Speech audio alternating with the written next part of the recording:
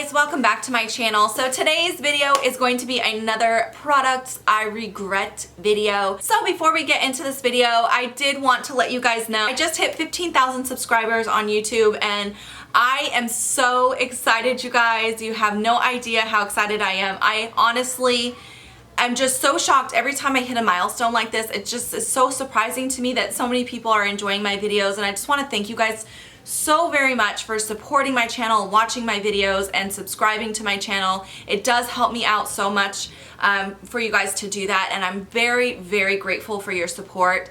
I am not going to be doing a giveaway on this particular milestone just because I already do have a giveaway in progress for my 3-year anniversary, and if you're interested in entering that, I'll link it above. It is going on right now, but it is about to end, so make sure to go ahead and enter that right away if you're interested in entering. And I do have plenty of giveaways coming up in the future. I've already been saving some products, looking forward to my next giveaway, and there's some really good stuff in there, so those will be coming soon. I just didn't want to have too many giveaways going on at the same time, so I hope you guys can understand that, but definitely look forward to some more giveaways on my channel and enter that other giveaway I have going on if you're interested.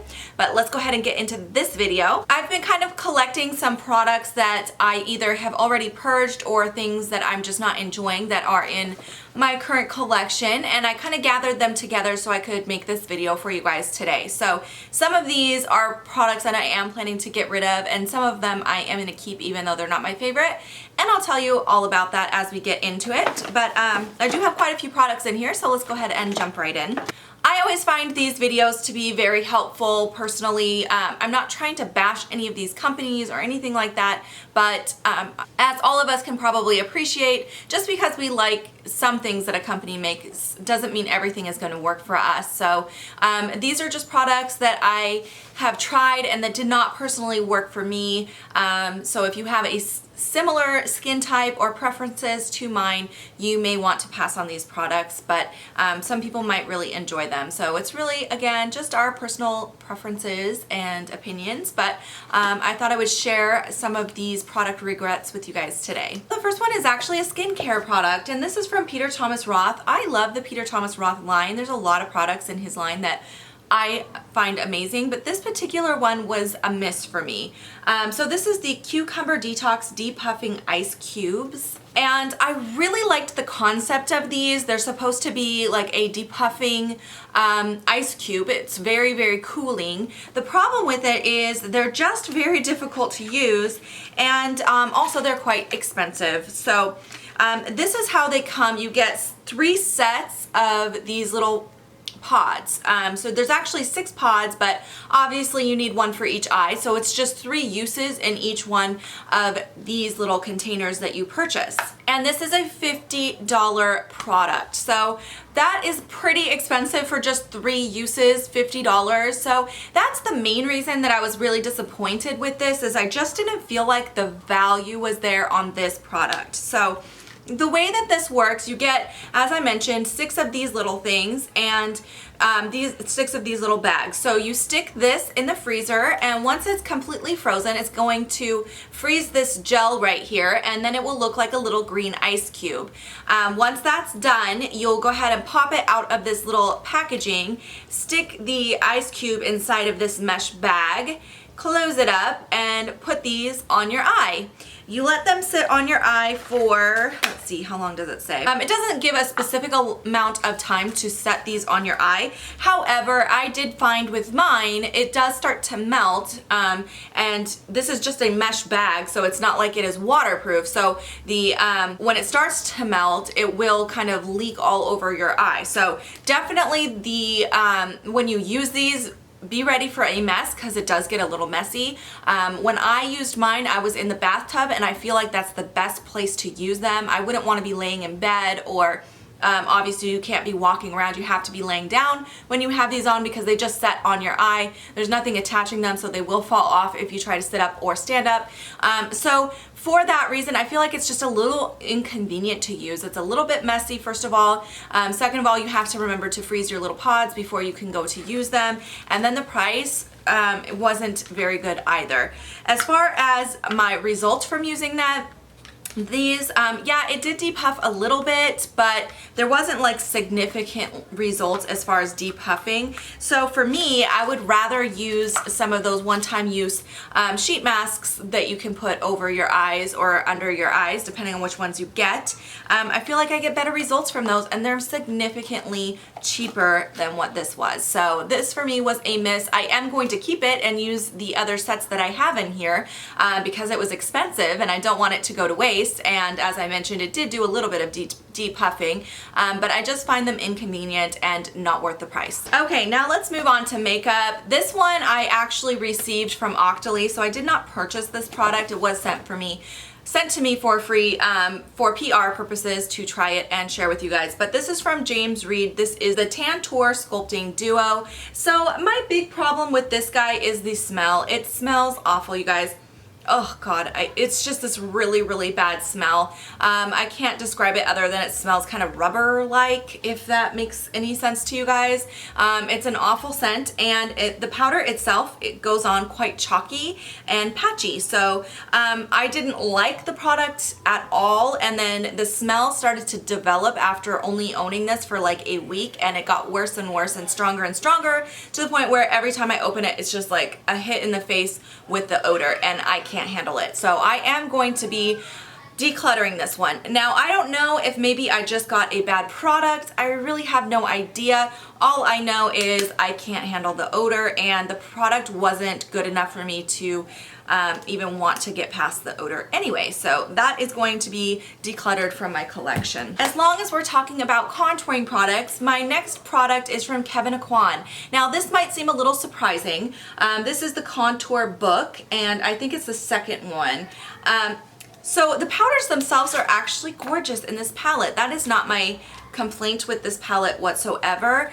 My complaint with this palette, first of all, it's a little bit bulky, especially for the amount of product that you actually get in this thing. So this is where the product actually is at. I'm sorry, it's getting kind of blinded, but as you can see, the pan sizes on these are teeny tiny. So my problem with this is getting a contour brush to fit in it. So this is the brush I prefer to contour with recently. This is my MAC 133.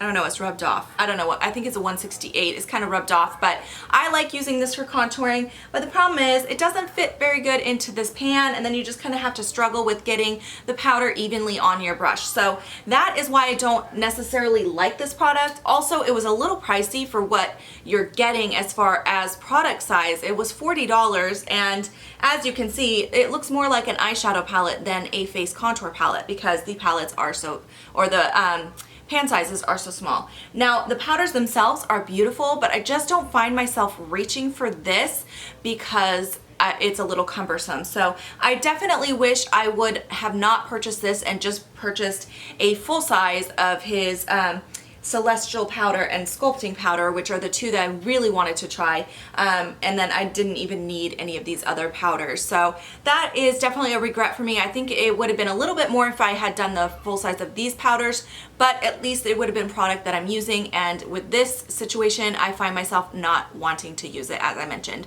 So I think what I'm going to do is keep this and move it to my eyeshadow palette drawer and start using them as an eyeshadow instead, because as long as I have it in my face contour drawer or my bronzing drawer, I never reach for this. As long as we're talking about palette size, the next product is a product that I disliked for a very similar reason. This is the Revlon photoready Sculpting Blush Palette. So as you can see, once again, these pans are way too small for face products. So I have learned my lesson. I'm not going to buy any miniature face product palettes again because I just don't find that I use them.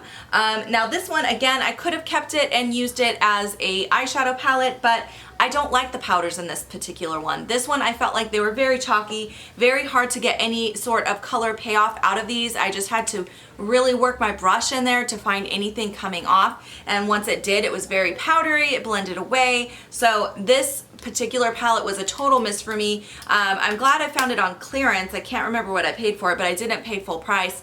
But I definitely am going to be decluttering this item from my collection. I surprisingly have a lot of palettes in here. So the next palette is from Eve Pearl, and unfortunately this was a miss for me more because of the colors rather than the formulation. So I really do love purple eyeshadows, but there's something about the combination of these tones of purple that they just never worked together. Like, I just didn't feel like I could get a complete look. I felt like some of them were too cool, some were too warm. None of them really were cohesive together. I'll give you guys a close-up so you can see what I'm talking about. I don't know, I just never felt like I could get a look out of this palette. So I am decluttering this palette because I just can't use it on its own. And if I'm going to be reaching for a palette, I want to be able to complete a full eye look with it. And this is not one of those palettes whatsoever. I would grab maybe one shadow out of here and then have to use something else to complete the look.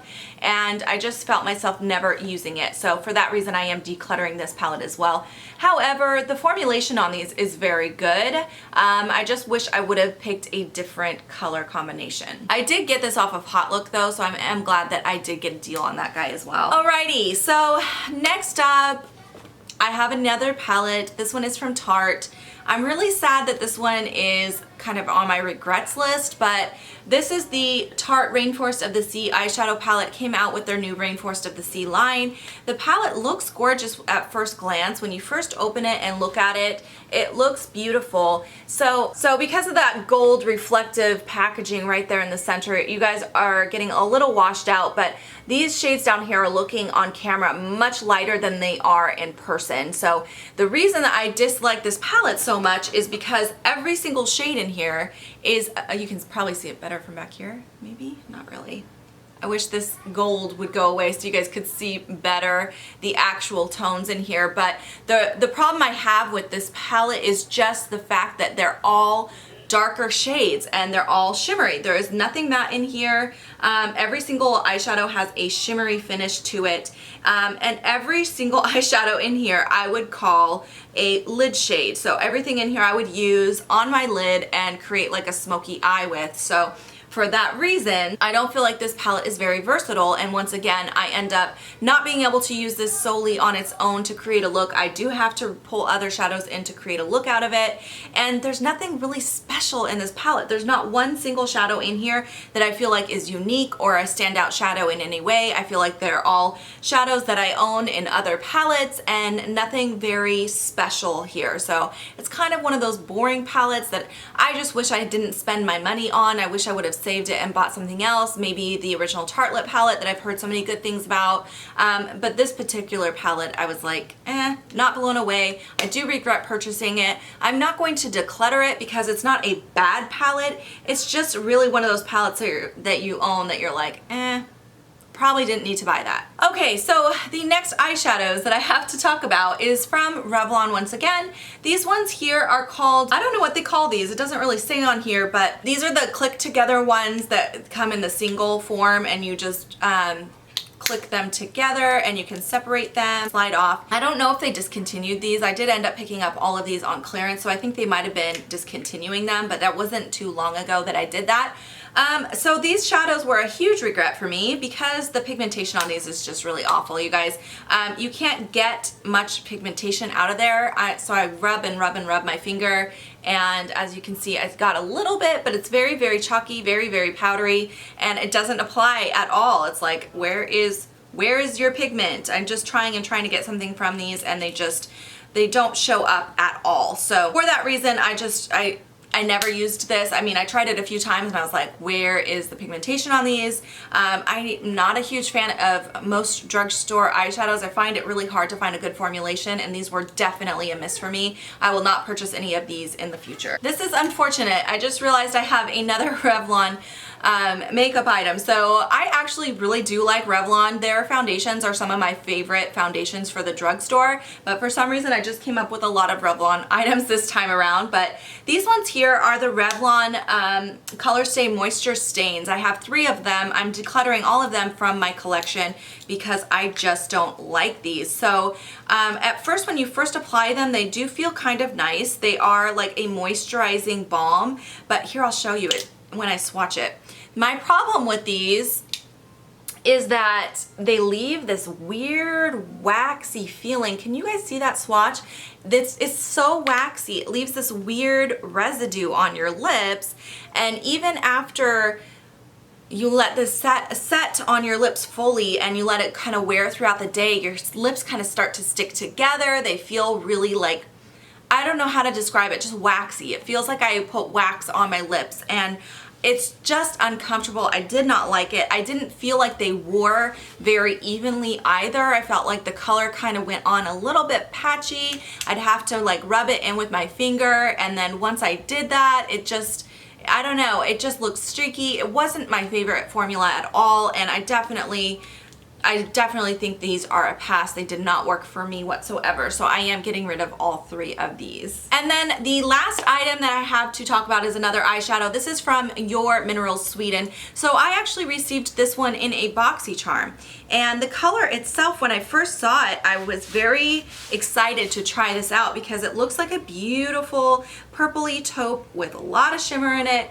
But when I applied this to my eye, even though it swatches beautifully, I'm going to swatch it for you guys. It swatches beautifully, but when I apply it to my eye, it just looked like a muddy mess. So see how beautiful it looks on a swatch, but then as I start to kind of blend it, like if you're going to blend it on your eye, it just starts to just look muddy and you can't even see the color anymore. All you can see really is the glitter.